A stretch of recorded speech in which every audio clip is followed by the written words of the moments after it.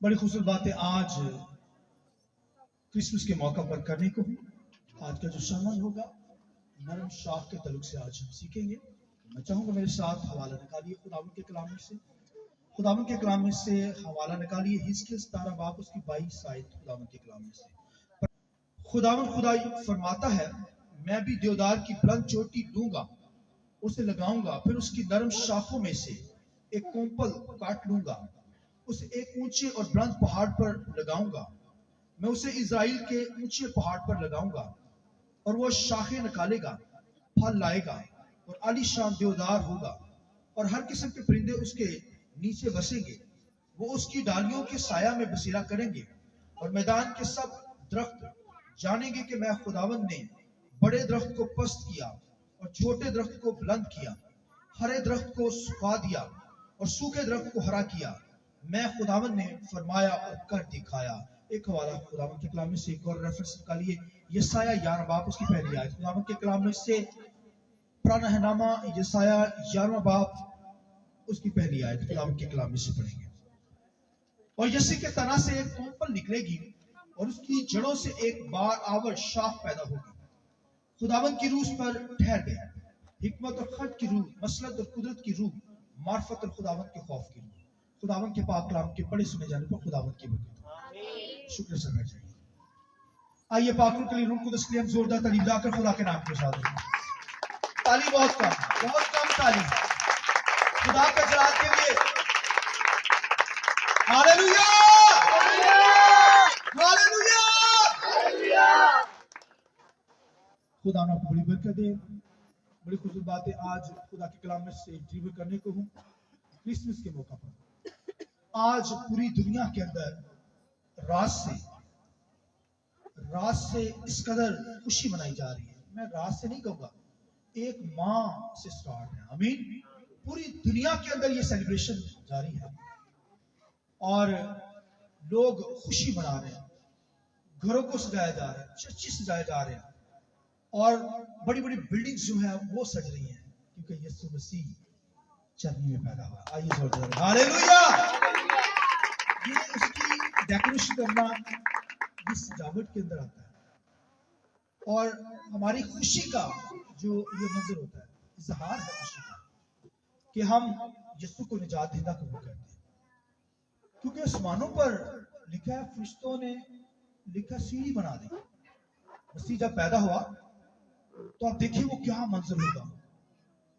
फरिश्ते आसमान से आ रहे हैं, लोगों को नजर आ रहे हैं और फरिश्ते भी वैसे जिनकी अंदर से लाइटें निकल रही हैं। हालेलुया। आज हम लाइटिंग करते हैं, डेकोरेशन करते हैं पूरी दुनिया के अंदर। तो ये मंजर तो उस मंजर के सामने मैं समझता कुछ भी नहीं। लिखा रात का पहर था, लिखा चरवाहे अपनी गला की निगहबानी कर रहे थे।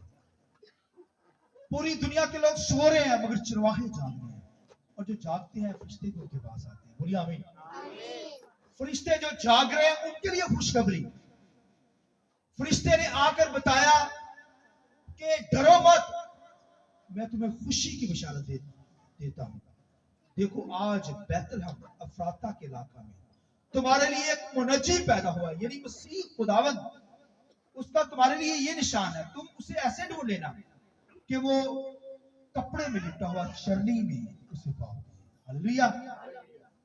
तो लिखा है चरवाहों ने देर नहीं की, उन्होंने कहा ओह देर ना करें, ये पैगाम मिल गया है, हमारा मुनज्जी निजात देना पैदा हुआ है।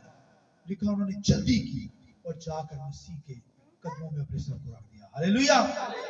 वो चरवाहे वहां पर आए, लिखा है मजूसी भी आए वहां पर, तो ढेरों मजूसी चले। लिखा सितारे को देखते हुए, सितारे को देखते हुए, सितारा तो रात दिखा रहा था, असल में वो मसीह को, खुदा के बेटे को, तजस्मे अल मसीह को, खुदा को देखने के लिए आ गया। तो भाइयों उन्होंने इस कदर खुदावंद की वर्शिप की है, दूर दराज से आए, पता नहीं कितनी देर से चले थे। बाइबल में लिखा वो चले हैं मसीह को तलाश करते कि चरनी में बादशाह पैदा। हालेलुया। पैदा होते ही बादशाह। भाई वो बच्चा है बच्चे को क्या पता होता अपने फ्यूचर का, ना आने वाली बातों का, कुछ नहीं बच्चे को पता होता। मगर ये जो बच्चा क्राइस्ट है, खुदा का बेटा, मनजी हमारा मुंजी दुनिया को बचाने के लिए आया, ये भाइयों खुदा खुद आ गया। हालेलुया। इंसानी बदन उसने ले लिया, बदन मरियम से उसने लिया है, वो अजल से, बोलिए आमीन। लिखा अजल से खुदा, वो अजल से खुदा के प्लान के अंदर, और वो भाइयों आज के दिन चरनी में पैदा हुआ हमें निजात देने के लिए। वो तो भाइयों फरिश्तों को निजात की जरूरत नहीं होती, फरिश्तों को निजात की, मगर इस कदर वो खुश हुए। अब देखें 4 गुना फरिश्ते हैं, एक तिहाई तो गिरा दिए गए जिन्होंने गुनाह किया आसमानों से, मगर जो 3 तिहाई फरिश्ते आसमान पर हैं, उनकी भाइयों शादमानी खुशी की कोई इंतहा नहीं रही। मैं ईमान रखता हूं कि जब यीशु मसीह जमीन पर पैदा हुए, वो खुदा को नहीं देखते, हालांकि 24 घंटे खुदा के तख्त के सामने, खुदा अनसीन नजर नहीं आता।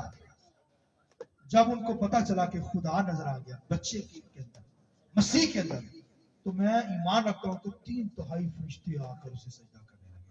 हालेलुया। आसमानों को छोड़कर जमीन पर आ गए, उसकी वर्शिप करने लगे। बादशाह भी आ गया, अपने तोहफे लाए खुदा के सामने, और आप देखिए गोल्ड को लाए, सोना लाए उसके सामने। सोना मसीह के जलाल को जाहिर करता है, उसकी जीवते को। थोड़ा सा सोना नहीं, बहुत सोना लाए। हालेलुया।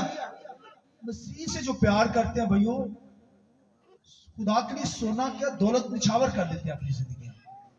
जिनको पता चल जाता है निजात देता है, जिंदगी देने वाला पैदा हुआ है, आसमानों से फरिश्ते आ रहे हैं, बड़े बड़े अमीर लोग, बादशाह आगे उसे सजदा करने के लिए अपने तोहफे लेकर आए। तो इसलिए भाइयों हदिये जात हम देते हैं खुदा के सामने, क्योंकि वो तो भाइयों खजानों का मालिक है, उसके पास कमी नहीं है। ये उसकी हम रिस्पेक्ट कर रहे हैं, ये वर्शिप का हिस्सा है। तो जब लाते हैं हदिये तो खुदावंद कबूल करता है। सोना लाया गया और फिर मुर भी लाया गया। हालेलुया। मुर इसका मतलब मसीह दुख उठाएगा, और लुबान भी उसके सामने पेश किया गया। लुबान का मतलब है वर्शिप उसकी, क्योंकि काहिन हैकल के अंदर जब कुर्बानी गुजराता तो एक मुट्ठी जितने आ जाती मुट्ठी हाथ में, वो क्या करता, लुबान को मुट्ठी में भरता, और जितनी आ जाती वो क्या करता था, सैक्रिफाइस के ऊपर उड़ा देता था। इसका मतलब है उसकी खुशबू खुदावंद ने। तो भाइयों ये वर्शिप करना, खुदावंद की खुशबू लेना। हालेलुया। जब वर्शिप उठती है तो खुदावंद भाइयों राहत हमें खुशबू देता और आपको बरकत देता है, आपको ब्लेस करता है। ये भाइयों हमारी खुशियां, हमारा सासा है, उसकी वर्शिप करना, उसे सजदा करना। और फिर लिखा आकर उन्होंने क्या किया, मसीह को सजदा किया। फरिश्तों ने भी सजदा किया, चरवाहों ने भी आकर क्या किया, सजदा किया, और मजूसियों ने भी आकर क्या किया, सजदा किया। हालेलुया। लिहाजा क्राइस्ट का जो नाम यहां पर लिया गया, पूरा नाम बोलिए क्या नाम, यीशु मसीह नासरी। यीशु मसीह का क्या नाम पूरा, यीशु मसीह नासरी। हालांकि इमानुएल भी है, इमानुएल का मतलब मायने के अंदर आता है खुदा हमारे साथ, पूरा नाम। जब खुदावंद के कलाम लिखा सौल जब खुदा के लोगों को तंग करता था, तो जब लिखा दमिश्क के इलाका के अंदर यीशु उस पर जाहिर हुआ, वो मसीहों को मारने जा रहा था, तो लिखा है कि खुदा का नूर उस पर चमका और वो अपने साथियों समेत घोड़ों समेत नीचे गिर गया और अंधा हो गया। और फिर उसने कहा कि तू कौन है, सौल कहने लगा। तो यीशु ने उससे कहा मैं यीशु मसीह नासरी हूं जिसे तू सताता है। पूरा नाम दिया, यीशु मसीह नासरी। यीशु मसीह का मतलब क्या होता है, निजात देने वाला, निजात दहिंदा हमारा। मसीह होली स्पिरिट उसके ऊपर नाज़िल हुआ, इसलिए मसाया कहलाया, मसीह। और नासरी जो है ये भाइयों नासरत का रहने वाला। हालांकि जब 2 साल के बच्चे कत्ल हुए तो मरियम यूसुफ यीशु को ले गए उस इलाका से दूर, फिर वापस लिखा बैतलहम को आए, गलील के इलाका के अंदर, नासरत के इलाका के अंदर, ताकि यीशु मसीह क्या हो, नासरी कहलाए। क्योंकि नबूतें पीछे की गई थी, नबूतें की गई, ऑलरेडी जो है वो प्रॉफिट नबूत करते थे कि वो क्या कहलाएगा, नासरी कहलाएगा। और वहां पर लोग कहने लगे क्या नासरत से कोई अच्छी चीज निकल सकती है? छोटा सा इलाका है, अफराता का इलाका, गलील का इलाका, नासरत का इलाका। तो लोग कहते हैं कि नासरत से क्या कोई अच्छी चीज निकल सकती है? तो आगे से जवाब आता है, हाँ नासरत से तो खुदा का बेटा पैदा। कहता आकर चलकर देख ले। तो आकर चल से मुराद क्या है कि यीशु मसीह को देख ले, नासरत से अच्छी चीज पैदा हो गई है। हालेलुया। यीशु मसीह खुदा का बेटा क्या हुआ है? वो भाई अफराता के इलाका के अंदर, पुराना नाम अफराता, नया नाम उसका बैतलहम, नासरत का इलाका। नासरत का मतलब होता है शाख। क्या मतलब होता है? और यर्मिया से क्या कहता है? यीशु को सादक शाख कहता है, सच्चा बादशाह। हालेलुया। यशायाह यहां पर से क्या कहता है? जोरावर शाख। तो खुदावंद के कलाम के अंदर यहां पर हवाला पड़ा, लिखा है कि मैं भी एक बुलंद चोटी से, देवदार की चोटी से क्या करूंगा? एक शाख काट लूंगा। और पुराने हनामा के अंदर लिखा है कि एक बादशाह, एक काब वहां पर आया है, बहुत अपने रंग बिरंग परों से उड़ा, और लिखा है वो बुलंद चोटी के ऊपर से उसने एक शाख को काटा है और अपने मुल्क के अंदर, सुदागरी के मुल्क के अंदर से ले आया। ये अकाब भाई बाबल था, बाबल की हुकूमत। आज भी अकाब जो अमेरिका का जो सदर है, अमेरिका। फिर आप देखेंगे दुबई का जो बादशाह है वो अकाब है, अकाब से शुरू किया गया है, यानी जो सुपर पावर है। और खुदावंद के कलाम में लिखा है उस वक्त बुलंदियों से, लिखा है कि अकाब उड़ा, क्योंकि अकाब हमेशा बुलंदियों पर उठते हैं और अपने घोंसले बनाने के लिए बुलंद मुकामों से, चोटियों से वो शाखें काटते हैं। तो खुदावंद के कलाम में लिखा है, पुराने हनामा के अंदर हमने पढ़ा कि एक अकाब उड़ा है और उसने क्या किया? ऊपर से बुलंद चोटी से एक शाख काट दिया। उसने काट लिया और अपने मुल्क के अंदर, सुदागरी के मुल्क के अंदर ले गया। इसका मतलब है कौम बनी इजराइल को उसने तोड़ा वहां से और गुलामी के अंदर ले गया, क्योंकि बनी इजराइल ने गुनाह किया, खुदा से दूर हो गए, खुदा से दूरी इख्तियार की, खुदा की वर्शिप नहीं की, गैर मबूदों की प्रस्तुत करने लगे, बुतों की प्रस्तुत करने लगे, जादूगरी करने लगे। लिहाजा खुदा ने फिर बाबल के बादशाह को भेजा और बाबल का बादशाह उनको गुलामी सीर करके ले गया अपने मुल्क के अंदर। और खुदावन ने भी कहा जाने, तू चला जाना, बनी इस्राएल से कहा, ताकि तू दुख पाए, तेरी जजमेंट हो, और फिर मैं तुझे बहाल कर दूंगा। ये खुदा की तरफ से था, ताकि कौम इजराइल जो है वो सजा को अपने पर ले ले और बहाल हो जाए। और खुदावन के कलाम में लिखा है ऐसे ही किया गया। मगर उस बादशाह ने कौम के साथ बहुत ही बुरा हाल किया। उसने यरूशलेम के हैकल को तबाह कर दिया और खुदा ने कहा अब बादशाह शाह बाबर मैं तुझे नहीं छोड़ूंगा, तूने मेरे लोगों को इतना तंग किया। तो खुदावंद के कलाम में लिखा है खुदा ने फिर कौमों को मारा और उसने उनसे कहा गया कि अब मैं भी एक शाख बुलंद चोटी से लूंगा। मैं भी क्या करूंगा? बुलंद चोटी से देवदार एक शाख लूंगा, काट लूंगा। और खुदावंद के कलाम में लिखा है वो शाख भाई जिसे नासरी कहते हैं, वो शाख बस खुदा ने ले ली ऊपर से और लेकर क्या की?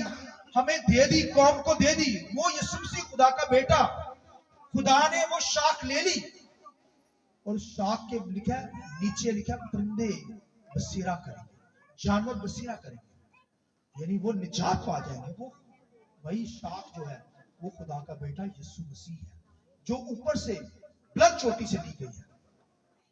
वो हमारा बादशाह है। इसका मतलब है दुनिया के बादशाह तो वक्ती तौर पर भाई है, और ये उनसे भी ऊपर बादशाह।